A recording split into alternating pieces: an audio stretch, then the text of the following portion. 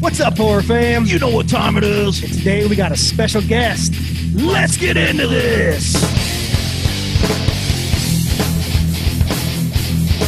All right, everybody. Today we are joined by the infamous Nathan Bartlebaugh from Phantom Galaxy. Yes. So, Nathan? Nathan, what's up? How are you, sir? I'm doing well. I don't know if I've ever been quite described as infamous before, but that's a good one, you know. You like to make people feel special. Maybe might be good. Yeah. the elusive, like with Bigfoot, with Sasquatch.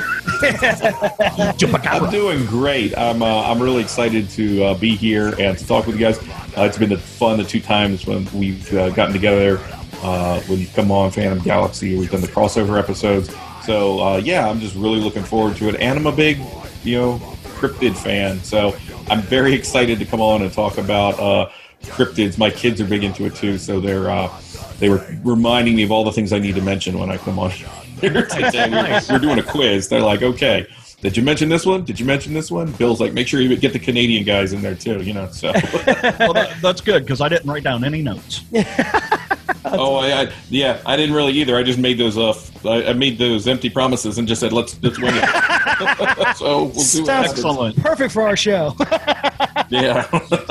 But since you mentioned Bill, why don't you let everyone know about your guys' podcast and stuff, and real quick, and that way they can find you over there too. Yeah, cool. Yeah, we are over at Phantom Galaxy at podbean.com. You can also find us where most of the podcatchers are and where you can find podcasts, Apple Podcasts, places like that.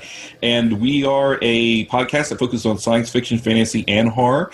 We cover movies a lot and books, television, things like that. We also we branch out, and we've done episodes where we have had narrative horror fiction. We've covered some urban legends and things like that. We do some of the similar stuff you'd find on Horror Chronicles. We just recently did an episode about King Kong. We covered all the King Kong films all the way up to Godzilla vs. Kong. That is actually just dropping. By the time this podcast is out, that'll be up and available. But we do a lot of fun stuff over there. As they mentioned, Bill Van Vagel is my co-host. We have a lot of guests as well, including these two gentlemen have been on a few times. And you can find the episode they did where we did VOD roulette. That's a fun thing where Bill just loves to go find the cheesiest, cheapest movies usually he possibly can find on whatever streaming service there is. And we don't only cover those, but it's fun. We throw out usually, maybe it's more of a genre. We'll say, let's do a horror or sci-fi. Sometimes we'll throw out a theme, see what everybody picks. But it's a good time. You can check it out. We have a lot of different things. We're also been covering the X-Files over there as we kind of talk about cryptids and sort of phenomena. We've done the first season and recorded the second season. The second season was a 4-hour episode. So I'm looking for ways to kind of edit that a little, but that's next up on the roster. So there's a lot of good stuff over there. We even have two mini kind of shows within a show. Someone recently told me they thought Phantom Galaxy was like 10 podcasts in a one podcast bag. So that's kind of how it feels. But we have one called Strange Frequencies that Bill is going to be hosting. We've recorded the first episode, and it's all music based. So I heard a rumor that we're going to have some pretty fun guests on to talk about a 80s Stephen King movie soon. Yeah, we would never talk about one of those overtones. So we'll see what happens there. And we also have the Illustrated Fan that covers animation, so might have you guys back when we do heavy metal and rock and roll. Oh yes, definitely. Yeah. Days, yeah. So you guys are pretty dang busy over there in your neck of the woods, then. I mean, yeah. I'm usually always about 4 podcasts behind in terms of getting things. There's never a point where I'm like it's flush and we're like, okay, what do we do next? We better record an episode. But then we still do that anyway, and then we're now we're 6 deep or whatever. But yeah, I'm looking forward to this. It's gonna be a lot of fun, guys. Awesome. We So are guys, slackers. jump on over there and check them out too. Show them love and whatnot, and because we go on there and talk. Like he said, we've been on their show, I think twice. And I'm sure it's going to be more. You guys are going to be recurring guests as far as we're concerned. We have a ball every time we do it. That's cool because we love talking with you guys. For the audience reaction, but we love it. Well, Well, hopefully we haven't cost you some audience. No. We cost ourselves audience all the time. So, JT, what are we doing tonight? This was actually Nathan's idea here. You can get the blame out there early. Yeah. We'll just throw you right under the bus, right under the front tire. Nathan, had said he wanted to do a cryptid episode with us. And we had done some cryptid episodes and stuff, and we were kind of bouncing ideas back and forth. And all of a sudden, Nathan said, "Hey, what about sea monsters?" And I was like, "Wow, man, that sounds really cool. We've never done that before." So this is all Nathan's fault for you that don't, and that's all right. He'll take the blame because I think it's going to turn out really cool. We've got a lot to talk about tonight. And, I just kind of wanted to read through a little thing that I wrote out and just kind of get you in the mood here. So sea monsters are beings from folklore believed to live in the seas, oceans, and even some rivers. They are often imagined to be enormous beasts and can take on many forms, including dragons, serpents, or multi-armed beasts. Goro. I've been a multi-armed beast for a long time. Goro. Psycho Gorman. Anyway, so tonight we are going to look into a few of these monsters, give you some backstory, and basically let you guys judge for yourselves on, whether you think these things are truly hidden in the depths or are merely figments of our imagination. There's a lot to get into. These cases happen all over the world. A lot of these come from mythology. A lot of them are from speculation, but there's some merit to all of these stories. Yeah. So with that being said, let's get into it. I knew you were going to say that. But yeah, it was crazy to me is that I have only been to the ocean technically twice, and I didn't go very deep into it. So I didn't get to very far off the beach. So that's what his wife said. Yes. Oh. Hey, it's a race. If you ain't first, you're last. You know what I'm saying? Yeah, but that's true. When it comes to ocean monsters or sea creatures, it's that's to me is more scary than cryptids that are on land, because when you get to the water, it's a whole nother ball game. You got a chance to run away possibly on land, or a chance to do something. When it comes to water, even with just sharks, you got no chance. That's their domain, and you're pretty much done for. That's the way I look at it. So yeah, that's terrifying. Sharks are one of the fastest things in the ocean. Yeah. Besides me getting away from sharks.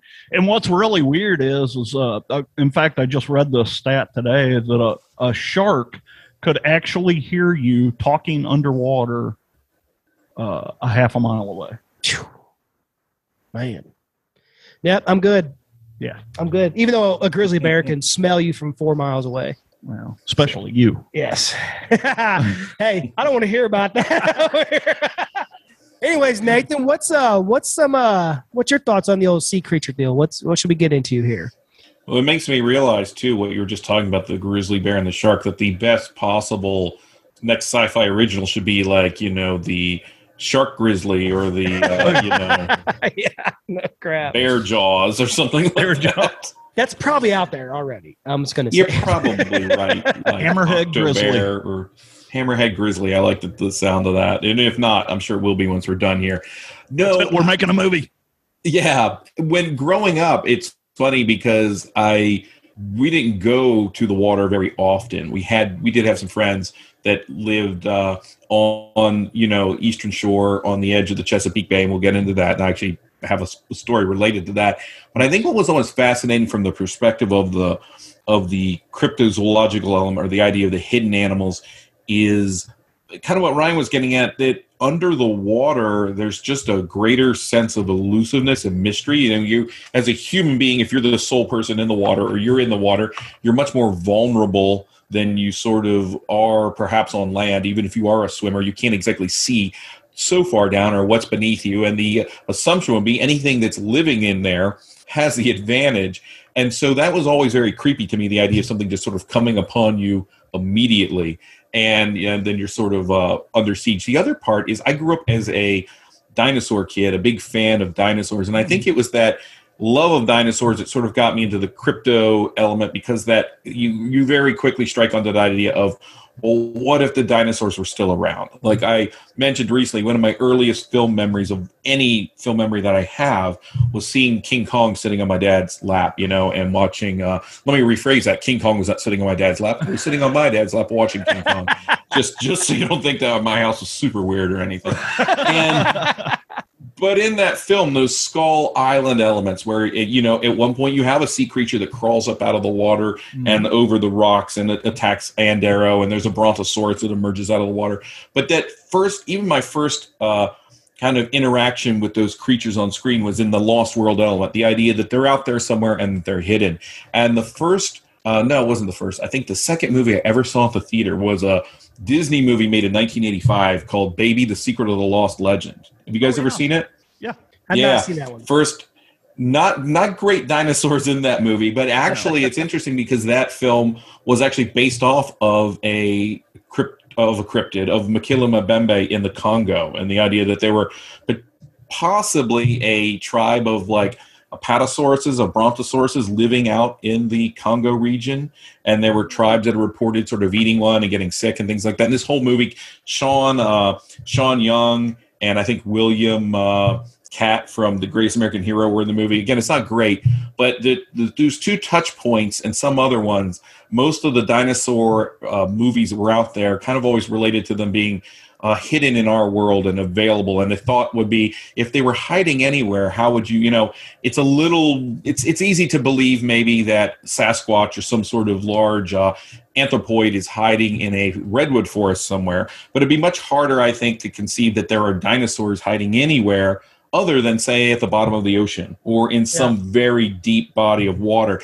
It seemed like the only place that could conceal something prehistoric of that size and veracity would be in the depths. And so my mind kind of turned to sea monsters and lake monsters, and I think that's what piqued my imagination. You could literally have almost anything there. And growing up a kid as a big fan of National Geographic, and in the 80s when they were really starting to explore what they could do with sonar and submarines, and you're suddenly, you're seeing this footage from deeper in the ocean than we've ever been, and we're seeing these new species sort of come up, and hearing that story that of course happened, decades before I was born, but finding the coelacanth that existed at the same time as a lot of these prehistoric animals, and that was still out there in the ocean.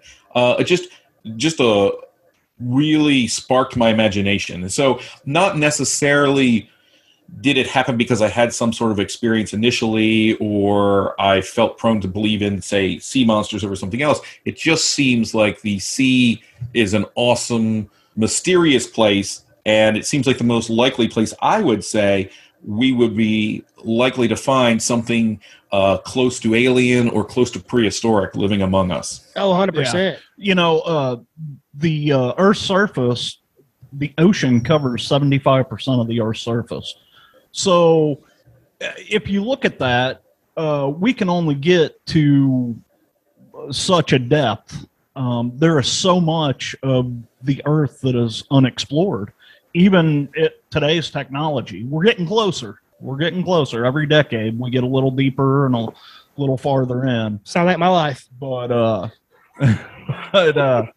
Ryan's sex life excluded. I thought it was going the other direction. Yeah. But there's so many things that, look at what happened in 2004. In 2004, they found this massive giant squid. Oh, yeah. They believed, had been extinct for years. You mentioned the coelacanth earlier. This giant, massive squid that they found, could it possibly be what the, sailors and stuff back then considered to be the Kraken? My wife texted me something. I don't understand. Go ahead. Sorry. You don't understand. Yeah, well. But, there's so much out there, and there's so much we don't know. Yeah, well, I know there's a new deep. I know Challenger Deep was the deepest that they had thought, but there's something new, right? They found that was deeper than Challenger Deep, I think. Possibly. I'm not really sure on that. And, talk about creatures. Have you seen the video? There's a video out there of, I know it's on an oil station, an oil rig out there, of like the crab the giant crab looking. Have you seen that, Nathan?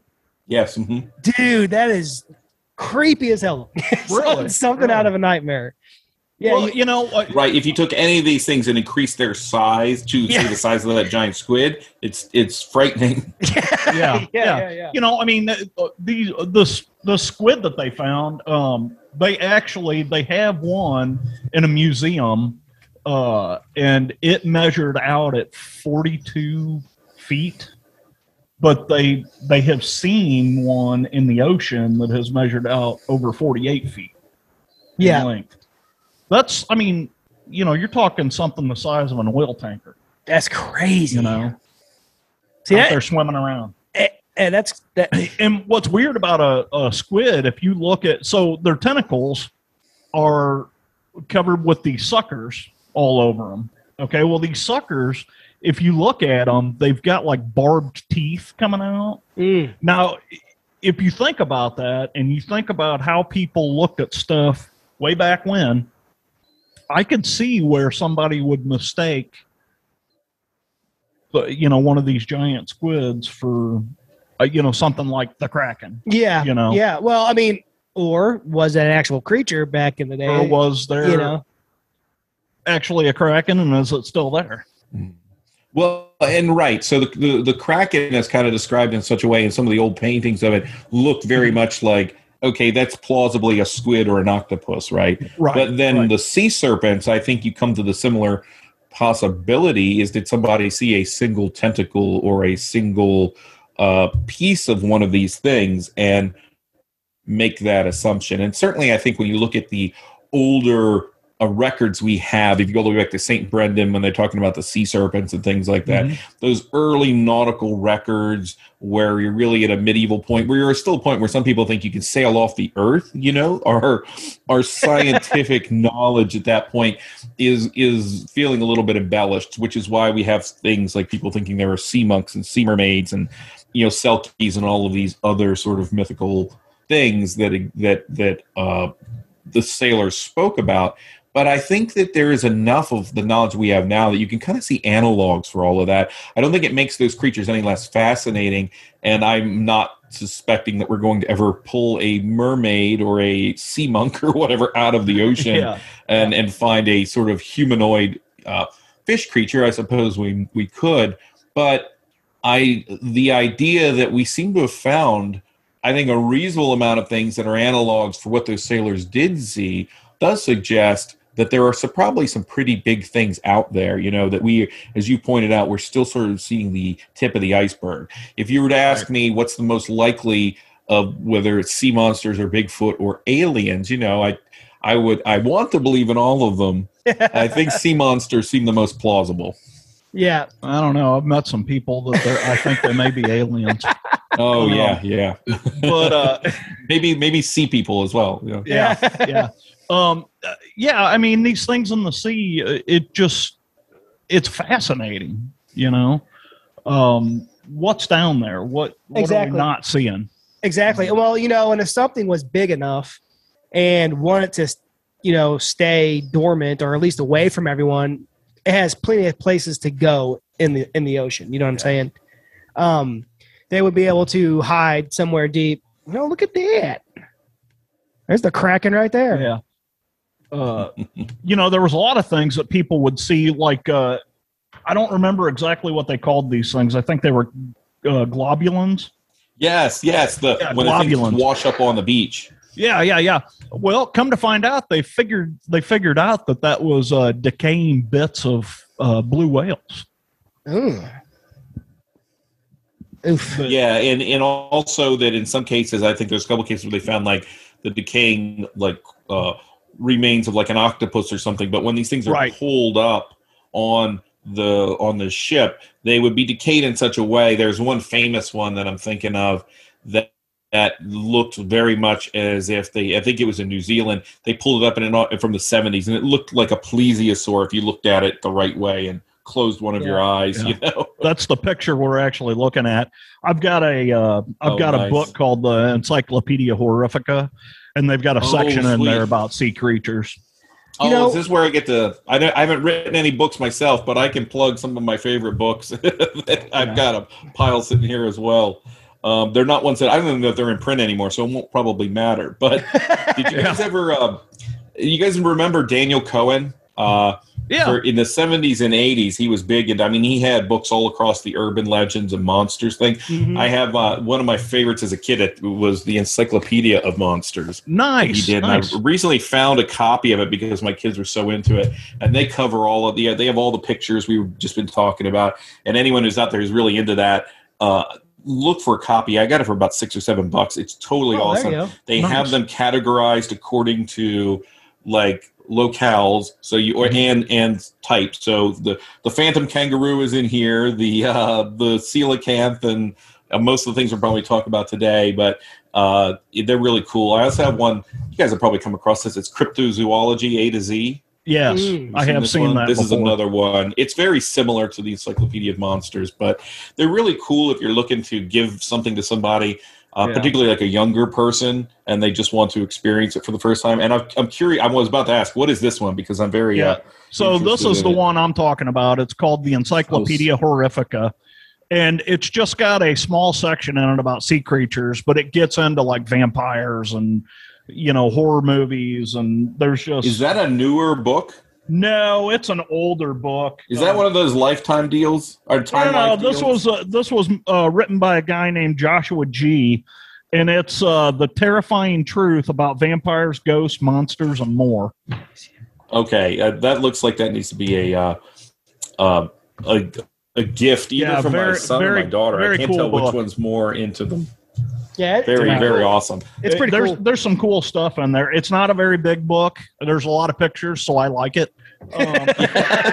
Well, that's the most fun about these sorts of books. That's one of the problems with some of the other ones, the ones that were written in the 70s or 80s, because it was so easy to just get a black and white stock photo, right, and throw it, not stock photo, but it's got all the famous pictures. I liked it when they went a step further and got your artist to do some renditions. Yeah. Well, it's got some cool photos like this of the Kraken.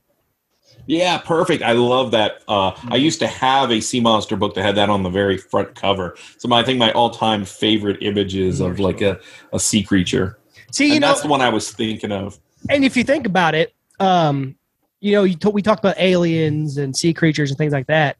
And if you just look at the octopus, as a creature, it's crazy the things they can do. Yeah. The size they can get their bodies down into. Mm-hmm. They can completely camouflage themselves to where you can't even see them. Right. And pretty quickly. And if they get a hold of you, you're not going to survive. It's pretty bad. Yeah, because they're pretty strong. And so just imagine if that was just like you said earlier, bigger. Yeah. It could probably be bigger. There's probably giant octopus that we don't even know of. Well, look at these giant squid that they found. And that's what I'm saying. So if a giant octopus was out there, it sees what's going on. It's probably like, okay, I got to get away from these people. It could be hiding in the depths and be camouflaged, and we wouldn't even know it. Right. Right. So if you looked at it, basically, if an octopus fell out of the sky, we'd be like, oh, my God, it's an alien.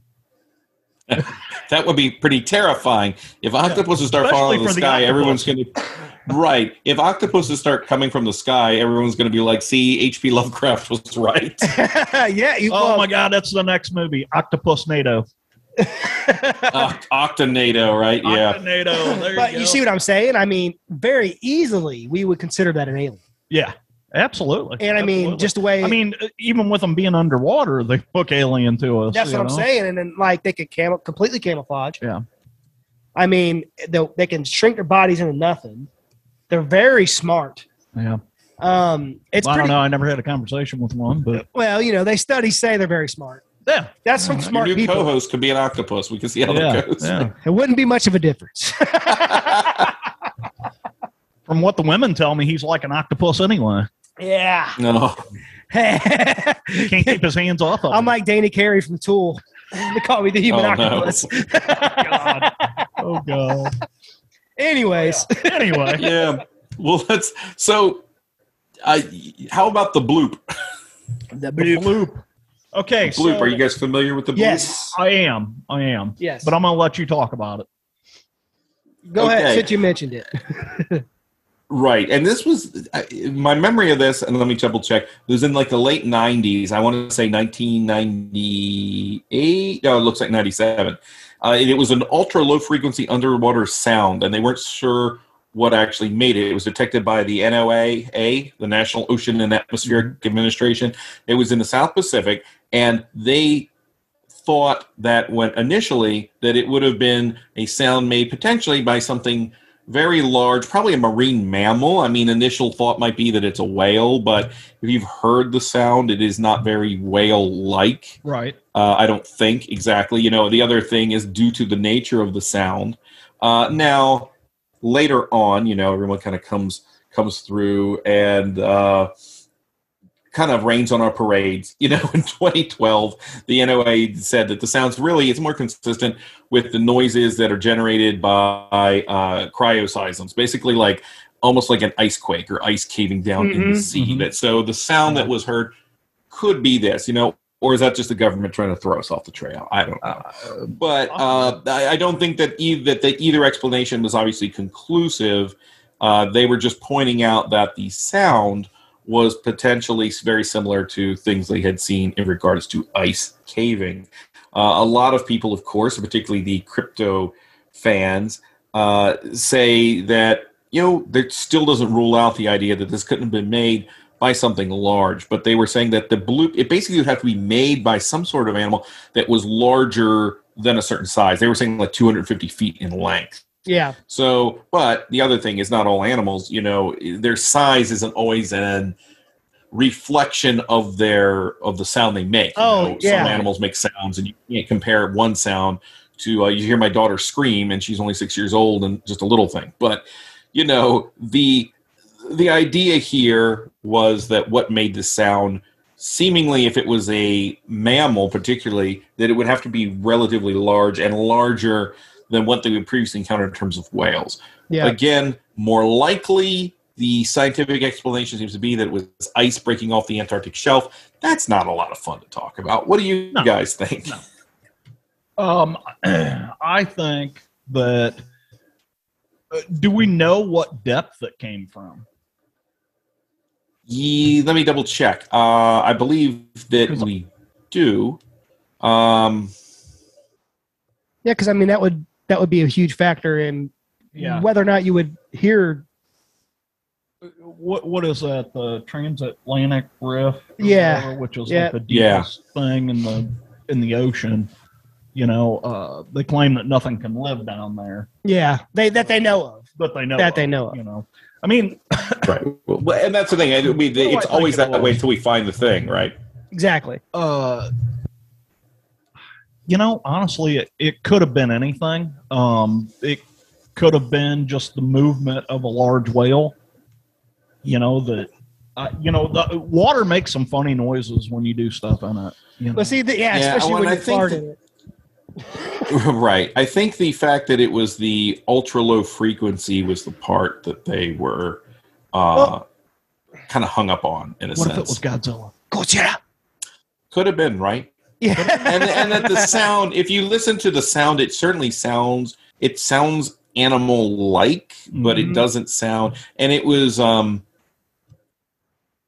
detected by sensors that were up to about 3,000 miles apart. So it's got to be it's the amplification of it, right? That was kind of generating the interest. It's farther. That's much farther than any whale noises previously recorded, or any kind of animal noise. So that in 97, the thought process is if this is an animal sound, then how are we catching it that far apart by sensors that are positioned that far apart? Because that's pretty impressive. That makes sense, as far as that though. But a lot of things are crazy. I mean, like I was talking about earlier, like with the grizzly bear.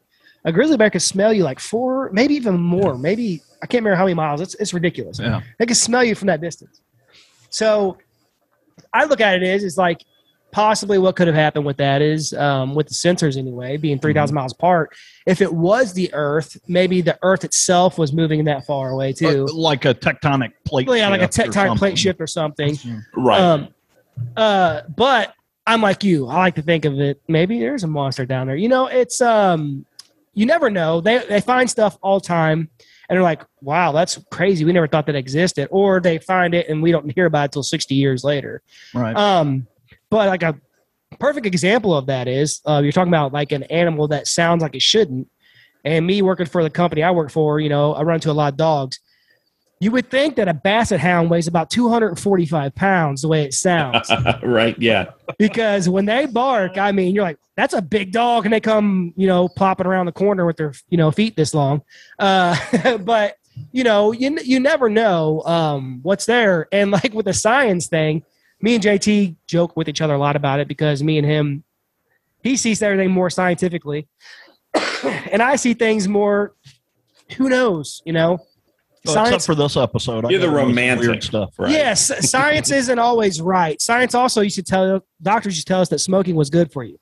So science isn't always correct. But I like to think there's something down there. I mean, like what's the percentage that we haven't even investigated of the sea? There's a huge percentage still, right? I mean, it's fairly large. So I guarantee you. And the more, like you said, the more and more further we go down, the crazier things like angelfishes and things like that we see. I mean, shoot, you look at an angelfish, imagine that thing weighing about, 2,000 pounds. That'd be terrifying. Or some of the really freaky things we found very, very far down, where they're living without light of any kind. And some of these invertebrates where, what would be the limit on a size of something like that? I heard a really cool story from a Navy SEAL. He was on a podcast and he was talking about, like, they were talking about ocean. They actually talked about the bloop and all that. But he was saying that they had these motorized, Navy SEALs have these motorized, like little mini submarine things that wrap around your head so they can travel underwater for a long distance. And he's like, we were pretty deep down. And when he was inside this thing, and basically his head's inside of it, it rides around the shoulders and he can breathe in it and he can see what's going on. But like he was talking about how it's so dark down there, you can't really see very far in front of you, like from here to here.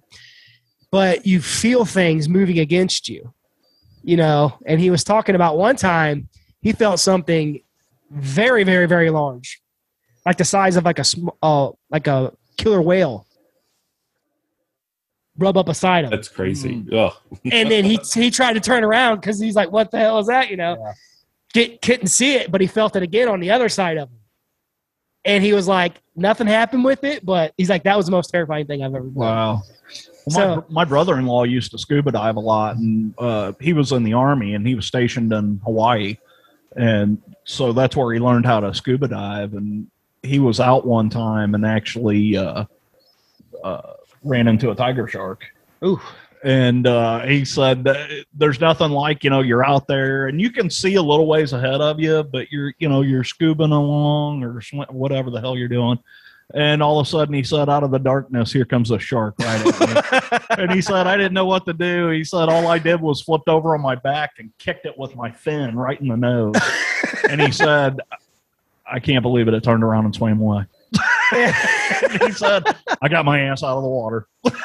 Thank goodness it was just a tiger shark. Right? I was gonna say, yeah, because if it was like there's really aggressive ones. They're smaller. Bull sharks. They're smaller, but they're freaking aggressive little bastards. Yeah, your foot comes at you. They're like, "Ooh, let's enjoy this." Oh, yeah.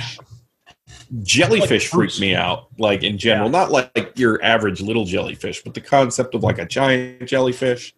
Oh yeah, then that would be kind of horrifying. Or a flying jellyfish, which are reported from time to time. Are you guys familiar with this? Yeah, I have seen stories about them.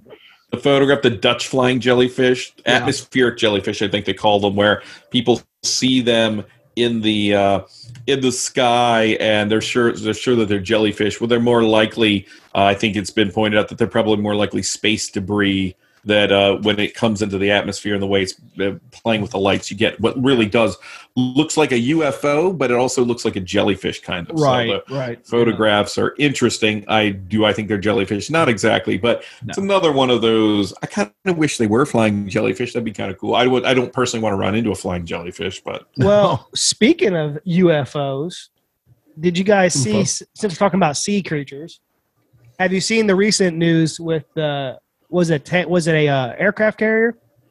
It has pictures and video of these triangular giant things under the water. I hadn't seen that. No. No, I don't think so. I don't think I have either. Elaborate. Dude, it just came out like last week, I think. Wow. It's pretty crazy.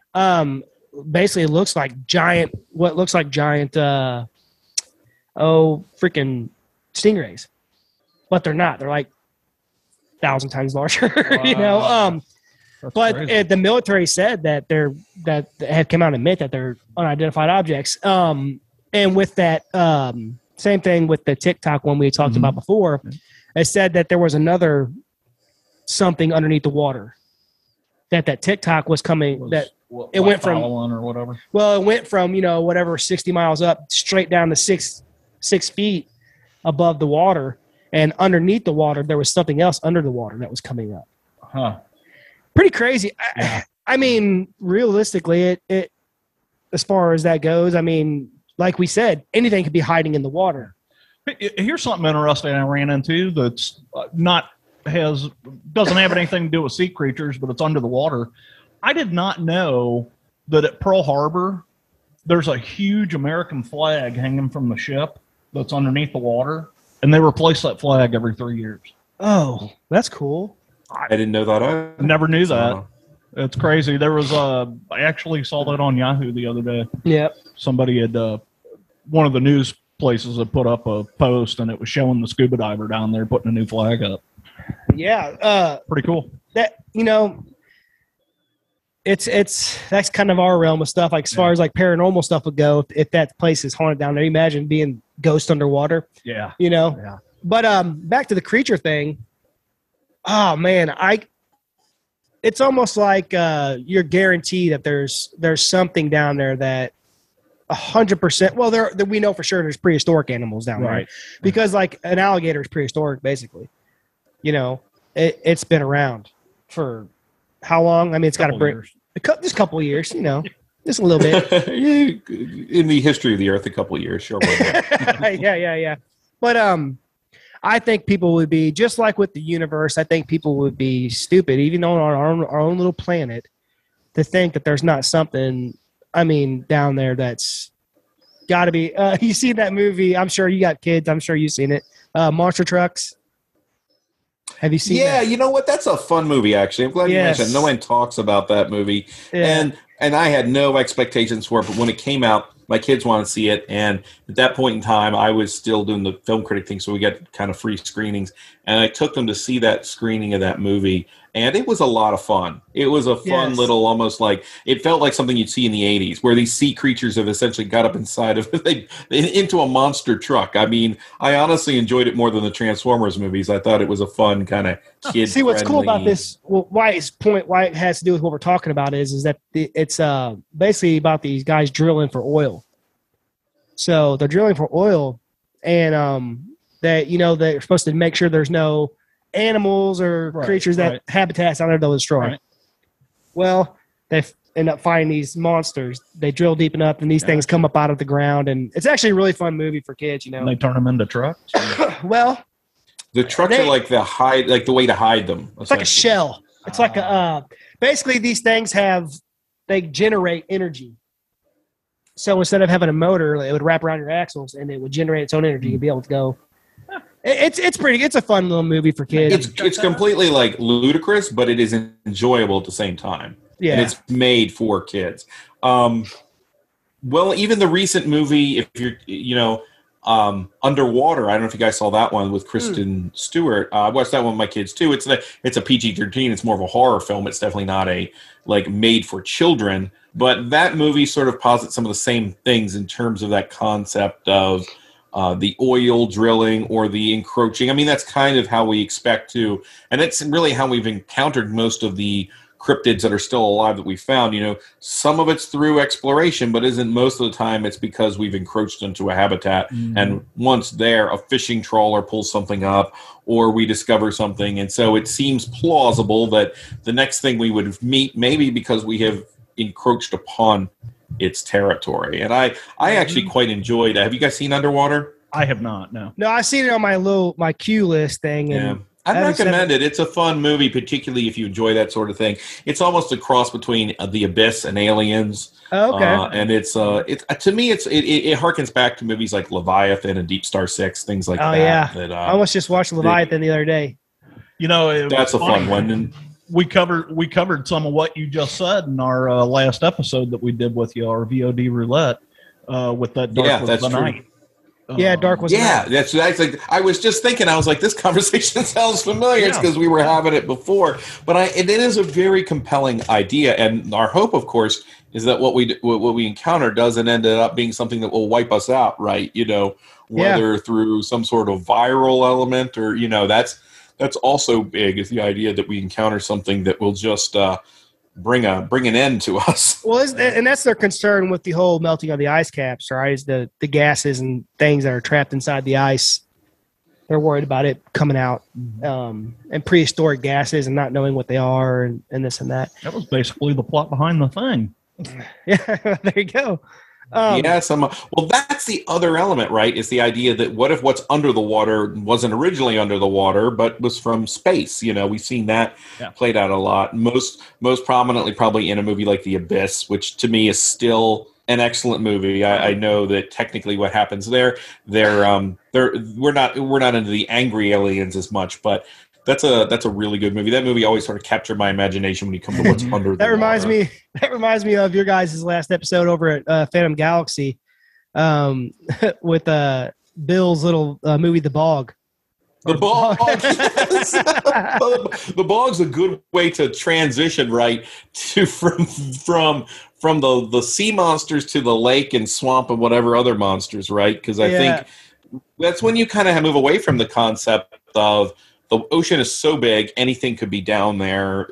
It becomes a little harder maybe to believe in the lake and the sea monsters or the lake and the river monsters, but they're almost more kind of cozy in a sense because you have ownership of them, you know, wherever you live, you sort of have a lake or river or bog monster. That movie, The Bog, you guys really need to see it. It's amazing. But that's what they were talking about. It's on Prime for free. And they were talking about that on there, and they were saying that basically why I brought it up is because he said, disturbing their habitat. That's what happens. Throw the dynamite on there, and it blows up, and it wakes up this creature who's been underneath the ground forever, however long.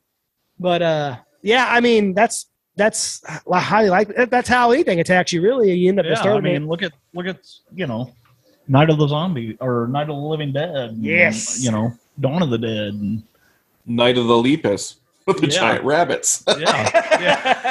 Bunch of killer rabbits. Oh, my God. Giant rabbits. I love that one because they just, forget the bunny costume. We're just going to do like that macro photography of a rabbit and put it in a little fake town hopping around in slow motion to make it spooky. Yeah. But do you guys have any favorite like lake or river monsters? So I'm going to bring one up that you mentioned, and I'm going to kind of let you get into it because I didn't write a lot down on it. But I'm going to talk about the proper name for this is Eachvisgi, which is Scottish, and it's the water horse, and it is affectionately known as Kelpie. Kelpie. Kelpie. There you go. I like Ryan's. Kelpie. Yeah, that's. I'm like 45% Irish. That's what comes out. All 45% of it was right there. Kelpie. Yeah. Kelpie. Yeah. That's what my DNA that 21andMe says anyway, or whatever. 45%. So yeah. So anyway, I thought we'd have a cool little conversation about Kelpie. Yeah, and of course I think this is where we kind of verge more from, and you kind of have to really, to get full enjoyment as a cryptid fan, you kind of have to be able to just go to the mythology and say it is what it is. Like, and that's what a lot of my stuff ended up being. Yeah, well, and that's what I mean, I'm probably not the cryptid fan that is 100% like I gotta find it to enjoy it. I just love the idea of these things. Do I wish they were true? Well, some of them are pretty terrifying. In most terms, this is actually kind of a terrifying one. Yeah, I always thought it was super freaky as a kid. Actually, as an idea, the idea of the Kelpie. because it's a lot like the idea of the mermaid. I mean, there's always that story when inside of the mythology that posts this concept that instead of having this giant beast rear up out of the ocean or the river or whatever and eat you, it's going to lure you in. Not unlike, this is interesting because these legends are really, really old, but it's essentially what an anglerfish does, right? It puts a lure of a certain kind out there, the song of a beautiful maiden or a beautiful Siren. woman on the sea edge. Yes, exactly. And then it lures you in. And this one is it shows up as a horse, right? And that it can even be on land as a horse, or it's in the water, partially submerged. And the idea was it would show up usually... it could also turn into a woman and lure men in, but the stories I always heard was that it was tended, or a man, that it would tend to actually lure in children. You know, kids say, "Oh, here's a lost pony," and when the child would get on the pony to ride it or touch it, it would sort of entangle them and then drag them into the water. And at this point, once it's in the water, it could swim. And the other part that's super creepy is I had always heard that it's sort of like the skin became almost like tar or like a jellyfish adhesive. Once you were on it, you would become mired in it. And then once you're on its back, you can't get loose. You can't roll off. And it would drag you to the bottom, and it would then eat you. And this is so weird is the stories I remember, they would eat everything but your heart. So your heart, which is weird. Usually it's like, okay, it eats the heart, but it would eat everything. And eat your heart out, baby. Yeah, exactly. But no, everything but the heart. I don't want the heart. So the idea is that you can't get away from it. Once you're on it, that's the end. But you still are going to be subjected to this ride where it's going to basically ride you into the water and then swim to the bottom of the water, and you probably drown before you're eaten. All of that's pretty terrifying stuff. Oh yeah, especially when it's children involved. Absolutely. And there are other myths about it, about like you don't even necessarily have to get on it. You can even if you touch it, you won't be able to get your hand off of it, and then it will just drag you into the water that way. You know, you kind of look at these myths and you think, okay, where did that come from? There's got to be some sort of form of truth behind it. Yeah, kill. And you know, then why did it become so rampant? You know, I mean, it was told in numerous different places. I mean, this came from Norse mythology, talked about it. The Scots, there were I just drew a blank, but anyway, what exists in Japanese mythology as well. Japanese, yes. Yeah. And and these things, you know, was it to kind of keep the kids away from the water? You know, you kind of wonder how these stories came about. Yeah, and I mean that makes sense to me. You know, you tell kids things to keep them out of trouble, and then that just spreads from there. Because you know, and usually the cautionary part is born out of the adult's fear, right? So the cautionary tale to keep you out is based off of my fear of what you might do, in this case being drowned. And so if you look even beyond the water horses, look at La Llorona, you know, which is a female, but, you know, there have been reports and there have been variations or variants on the legend that have even added in the idea that La Llorona, I was listening to a podcast recently, and one of the ladies that was reporting it said that her grandmother used to tell her that La Llorona actually had a horse's head, like would show up. So that's even kind of frightening. Wow, drowned woman's body, I never horse's heard that. head. But when I heard that, I instantly thought back to this, you know, with this to this component of the water horses. And I guess the Scottish one's probably so prominent because when you think of the idea of the water horse, and then the paintings I would see would have that horse head kind of coming up out of the water, but surrounded by kelp and seaweed and stuff like that, right. Which is really freaky kind of looking.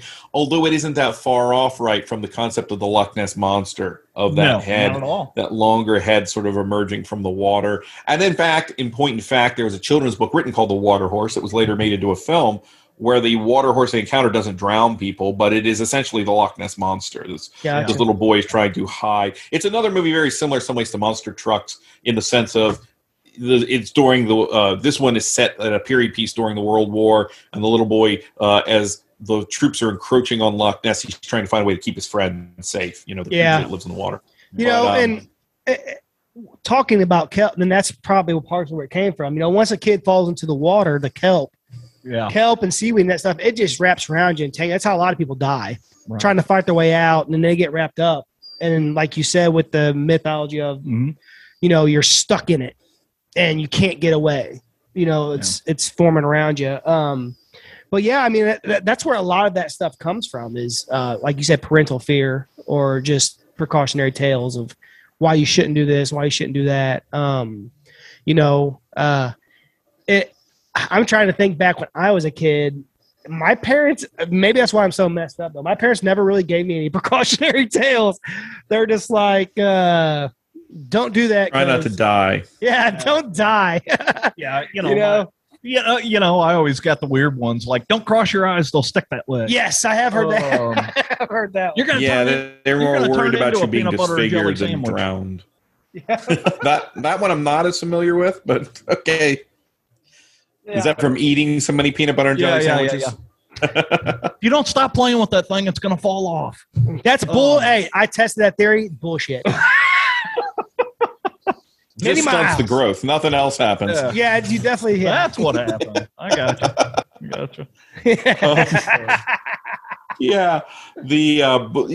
That water horse concept I think was always creepy, just because of this idea of it luring you in and it looking like something benign like a horse, and just the idea the water horse, and then they go even further with some of these creatures. And then you do wonder, though, because we do have manatees. I feel like a lot of not that there are manatees hanging around in Scotland, but the other name for manatees is sea cow. And manatees, though, they have been known to. This is probably a good segue into my neck of the woods here in Maryland. I'm in Baltimore. That in Maryland we have the Chesapeake Bay has Chessie. It is our local. So you have Nessie, and then this is Chessie, and there have been sightings of it. Again, I think every single one of these legends has most of them. I don't think this one does. I think we were relatively new. We were like, hey, we felt left out. So in the 70s, we kind of Chessie shows up. It's earlier than that, actually, that if you go back, there's a book called Weird Maryland that's really cool. They have a whole weird series. But in there, they kind of go all the way back to one of the captains of the ship. Yeah, one of the captains of the ship sort of sighting it and seeing something come out of the water that has a head like a horse, again, about the size of a football and very serpent-like. And you get the idea that if you saw an actual giant serpent sort of coming out of the water, even take something like an anaconda, if you saw it from the right perspective, you could almost imagine that have that horse-like head, Yeah. I think that a large serpent's head, particularly if it were coated in something, if it came up with sea debris or this moss or any of that kelp we're talking about on it, that it would look like a mane potentially. There are elements where if I saw something, even if you look at the blurry photos of some of these sea creatures from a distance, could that look like some kind of aquatic mammal, if that's my only point of reference? So it does go all the way back. But the thing about Chessie and some of its sightings happened in the 70s. And then the early 80s, there was a video, and I remember them playing it on television, on one of the news stations, 81 or 82 it happened. This guy who lived on the edge of the Chesapeake Bay, he ran out with Eastern Shore, I believe, ran out with his camcorder and tried to catch it. And of course, like most things, it's blurry and shaky and inconclusive. When everyone kind of came out to study it, they had to say, yeah, you know what? We don't know what this is, but it's unlikely that it's a log or a stick, but there's not enough support to say this is something out of the ordinary per se. Yeah. I mentioned that to tie in with the manatees because around the same time and in a certain period of time, I think between 94 through the mid-2000s, we had a couple instances where manatees from Florida, because they're looking, for warmer waters, they came up this way, and there was a manatee who swam a couple times into the Chesapeake Bay. So it would make it, Visibly, that's a manatee. We know what that is. So it's quite likely that some of these sightings, particularly in the case of like the Chesapeake Bay, that it could be something like a manatee that has been known to swim from Florida all the way up here. One of the most interesting, I think, theories they have is that some of these ships, maybe in the 1800s, docking, say, like in Baltimore or something like that, would come up and had pulled up some giant sea snakes and maybe had them in the hold of the ship. And over time, no one checks them, and these things get out and get into the underground like water system beneath Baltimore. So I like to imagine that there are giant sea snakes sort of crawling around, and now there's an entire tribe of giant sea snakes somewhere in Maryland under the water. I know we had the snakefish head problem up here back in 2000s. Remember? Oh yeah, the snakehead. Snakehead fish. Yeah, that became like its own infestation and spawned countless sci-fi movies. That's like the urban legend about flushing a lizard down the toilet. The alligators, exactly right. It's that version instead of giant snakes. It's interesting too because I think one of the 5 or 6 sightings, you Maryland, and we're here in Baltimore. Maybe no one's surprised that the first thing that you don't normally hear this when you hear about sightings of monsters, but you almost wonder why not. Is that the first thing someone does is grab a camera, and you're sort of like, given sometimes the people who see these things, why wasn't the first thing you grabbed a gun? And sure enough, this one guy's like, I'm going to shoot it dead. So yeah, well, Jesse, one of the go ahead. One of the guys who had claimed to have seen Chessie, he shot it. It's like, I don't know, we tried to find the body, but we couldn't get it. So I figured, our Baltimoreans are shooting at these mythical, creatures. Well, what's funny to me is the whole story behind like mermaids, had to do with manatees and porpoises. Yes. And like, there must have been a lot of drunk ass pirates and shit. And desperate. Yeah. How do you mistake a porpoise for a woman? But that's always been funny to me. I'm like, how drunk you got to be to? Well, with seals, you can almost see that from a great distance because of the way they may prop themselves up against a rock, that the basic shape might be there. You know what I mean? Yeah, And if you've been out to sea for a while, maybe an inverted flipper pointed at the side looks like some side boob. I don't know. Anything's possible. The eyes on seals, they don't necessarily look like human eyes, but they're very haunted. Like, again, draped in kelp and something like that. No one hopefully is going to mistake it for a straight up woman, but the idea that this looks out of the ordinary, and of course, the seals have their own mythology with the selkies, that transformation, where then you get into we talked about the humanoid element. It's sort of the reverse of the kelpie, where it comes out of the water and it wants to be a part of the human world, and it has to hide its skin. Anyone who has the skin can sort of control the kelpie, or not the kelpie, the selkie. And if you keep its skin, then you sort of have it trapped. It can't get back into the ocean. It has to remain being a human being. Those are interesting mythologies, I think. Oh yeah. What amazes me about like Chessie and the Loch Ness Monster and even Bigfoot and stuff is, why the hell are these pictures so damn grainy? I mean, I can take better pictures with my cell phone, but well, that brings up a very interesting point, because I think that, and maybe I just don't, I'm not the cryptid fan to the point where I'm on every single website and keeping up with all the news, about when someone has seen something or witnessed it. But I would say, in a general sense, the photos and the pictures and everything have dropped off drastically, wouldn't you say, from say the 80s? Oh yeah. And I think that does a couple things. One is there's less people out there who can get a hoax over on us now. But at the same time, I think it does suggest that some of these people who ran to grab their camcorder, who grabbed their phone, or their camera, and took a photo of these things, were genuine in the sense that they believe they did see something. They captured what they could see. But what I suspect is, in the time since, somebody with this, it is harder to fake a video. And then maybe now, if I go and grab my phone, I can enlarge it enough and see that, what I did see was a flock of birds. Guess what? I did actually see a seal, a manatee, a floating piece of driftwood. There's the opportunity, and then that person's not going to come forward and say, I just saw, Chessie or Nessie or whatever. It's kind of like, or they know that we have better technology, so they're just hiding better. That's probably it. They developed a cell phone. You can't go up there anymore. Here's what's going to happen to you, Billy. They're going to grab you and haul you to the surface and then drown you on the land because you can't breathe. It's like reverse Kelpie. That's a story about fishing. People talk about there. I can't remember who it was. Somebody was talking about it. Imagine being a fish. You know, you're swimming along. All of a sudden, something comes and grabs you out of the water. Yeah, brings you up out of the water. You're in a different world. Right. You're in a different universe. You know. You can't breathe, like, you know. And then you're killed, and there's a hook. And then they eat you. Captured you. But they lured you in. It's the exact opposite. Yeah. Well, they say the same thing with these aliens. I go back to this, but it's just because you mentioned the picture thing. With aliens, like, well, how come these damn jets haven't got better pictures? I'm like, well, they've got good stuff. It's just they're moving at 600, 700 miles an hour. I mean, try to take your phone that takes excellent pictures and try to take a picture of something moving 700 miles an hour. Yeah. And then you can tell me what you're talking about, you know. I can't capture my kids smiling. How am I supposed to get a picture of a Bigfoot or a sea monster? I mean, realistically. Yeah. Absolutely. Absolutely. So, one I want to talk about that is probably, I don't know if they still exist, but it definitely was real at one time, which could be possibly one around maybe, and that is the Megalodon. Yes. You know, that one really intrigues me because there very well could be still a giant shark. Yeah. You know, there could be. Being that we haven't discovered, you know, much of the ocean still. Right. You know, there's a guy you should get on your podcast, Steve Alton, the author of the Meg.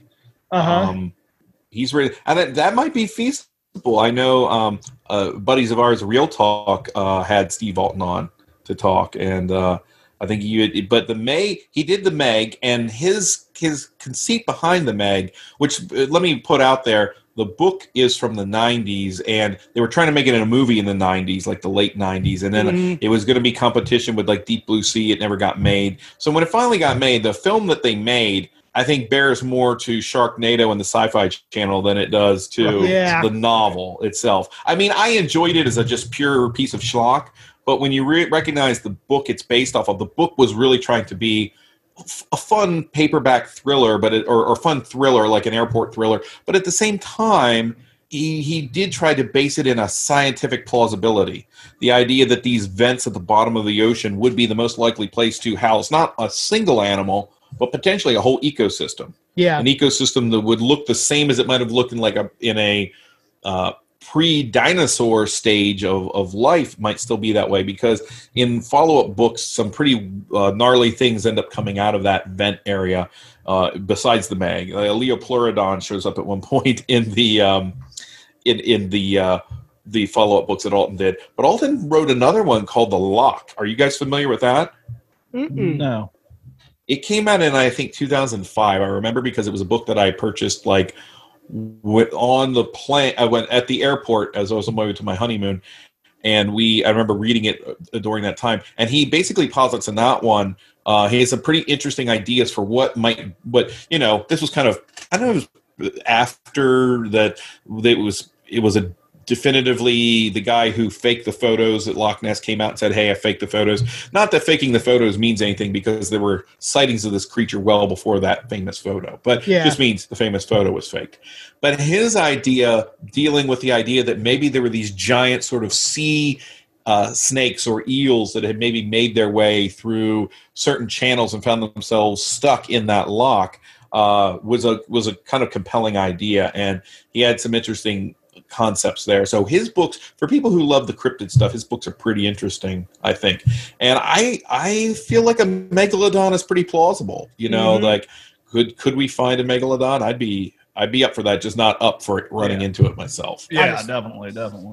Stay out of the ocean. Well, that's the theme of the show, guys, is stay out of the water. Stay out of the water.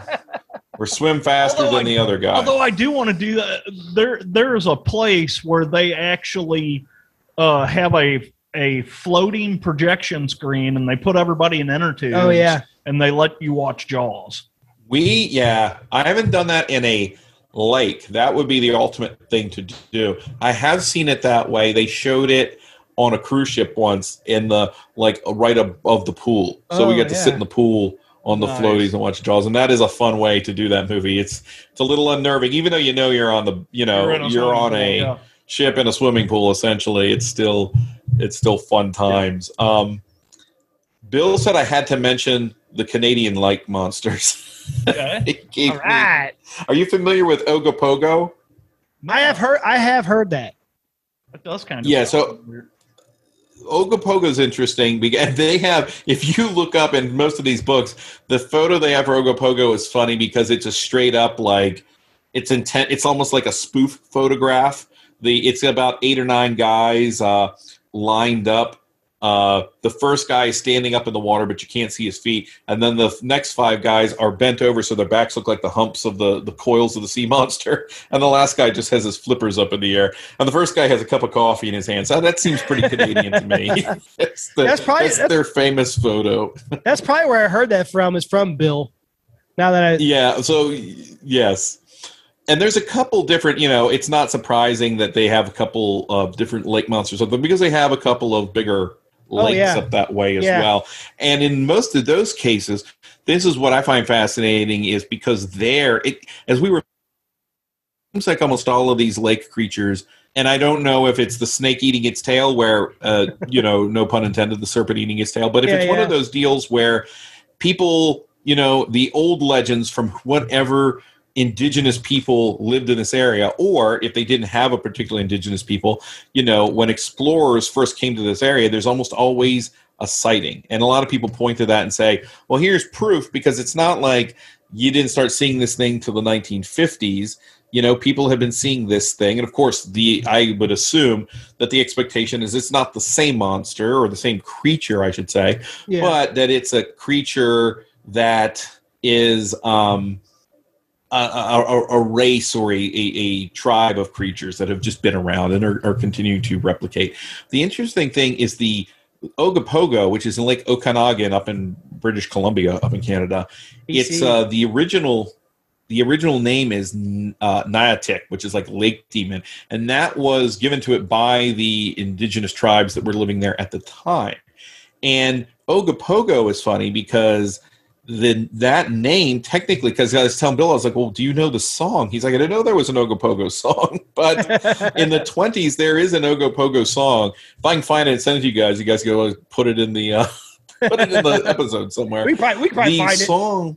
The song was written in the 20s. Yeah, I found it on YouTube. I'll send it. The song was written in the 20s in England, and then it found its way over here or over in Canada. Some at some venue, somebody was kind of playing it, and he realized, he's like, oh, I could change the lyrics here and make it fit this lake monster we have. And that's kind of how Ogopogo came to be. It wasn't the name that was originally given the creature. It actually is derived from this sort of goofy little folk song that they had. That's usually how it goes. What's catchy?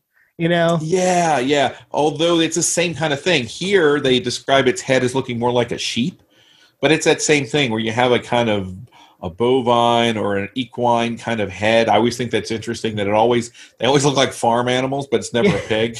I got a theory on that too. Kind of the same thing that I have. It's not really it's not a theory in the paranormal world. It's just the way it is. Your mind can't make up a face. It can't just make a face up. So you have to have seen it before. We've talked about this before. What do they call it? Pixelation. So I wonder if that has to do with something like when you see an animal, you look at what's most prominent around. So you're going to see something. So if you're around, cows, quite often, if you were to see something that was strange out in the woods, you'd be like, man, it kind of had a cow looking head, or it kind of had a sheep looking head, something that's around your area. Your mind automatically goes to that, which is weird. We go down deep rabbit holes with what the mind does to you, how it makes you see certain things or react to certain things.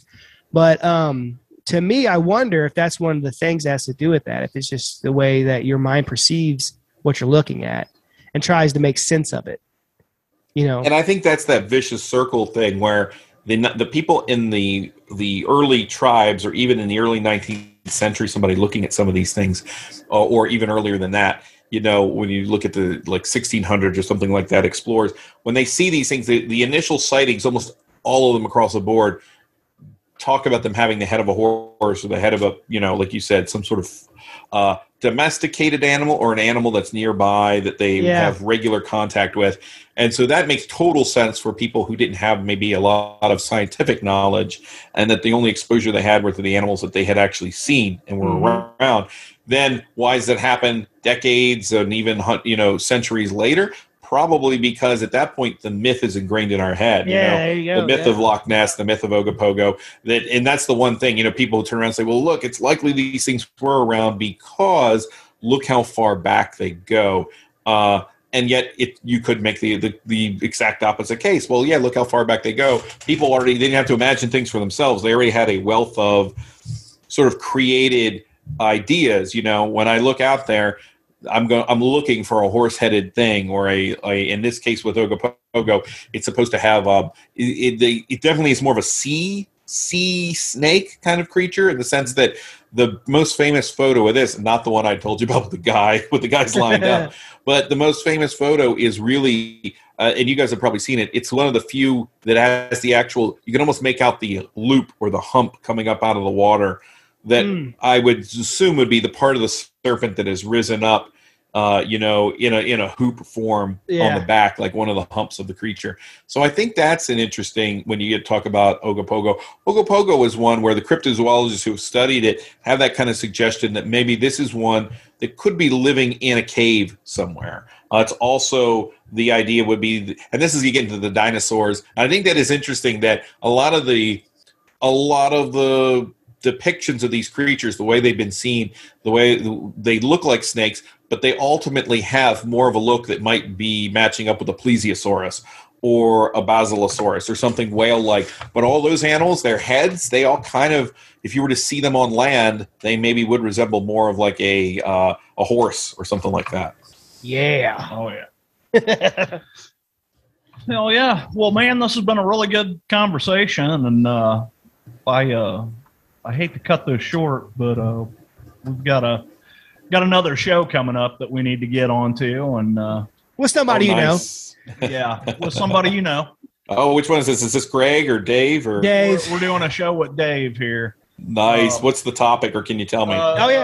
Yeah, we'll tell you. We're doing slasher movies. The slasher genre. Oh, nice.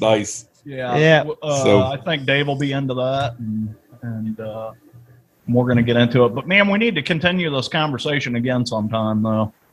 Yeah. Next time we'll talk about some cryptids on land. Yeah. Oh, yeah. Land cryptids. Well, that's where you need to tap Greg Morgan. Greg Morgan is I know he's coming on soon. He's a big Bigfoot fan. I don't know if you're aware. Nice. He looks like the type. But he's a big Sasquatch fan. So yeah. Well, awesome. Yeah, I had a great time, guys. Yeah. Oh yeah, man, it was awesome. Cool. Why don't you let everybody know where they can find you, all your good stuff like that. You and old Bill over there, Phantom Galaxy, whatnot. Yeah, you can find us on Facebook at Phantom Galaxy. We have a page. We're starting a group page. It should probably be up by the time this podcast is up. And then you can also find us on Twitter, Phantom Galaxy, and Bill and I are available there. Bill's also available through Land of the Creeps. He's over there with Greg Morgan and Dave Becker. And as for me, you can find me there. You can find me pretty much anywhere. If you want to get in touch with us at Phantom Galaxy, we're at phantomcast@gmail.com. Send us a message. We are up for talking just about anything. So even cryptids, we'd be up for doing that. I don't know. We haven't done any of those episodes in a while, but it would be a lot of fun. And it was a lot of fun just to hang out and talk about this, guys. So you're right. Yeah. There's almost no bottom to some of this stuff, but I had a fun time, and it would be fun to talk again sometime. Yeah, definitely. So thanks a lot. We'll get that set up, man. 100%. Thank you so much for being on the show today, man. Yeah, thanks. I appreciate it, guys. Take care. You too, man. See ya.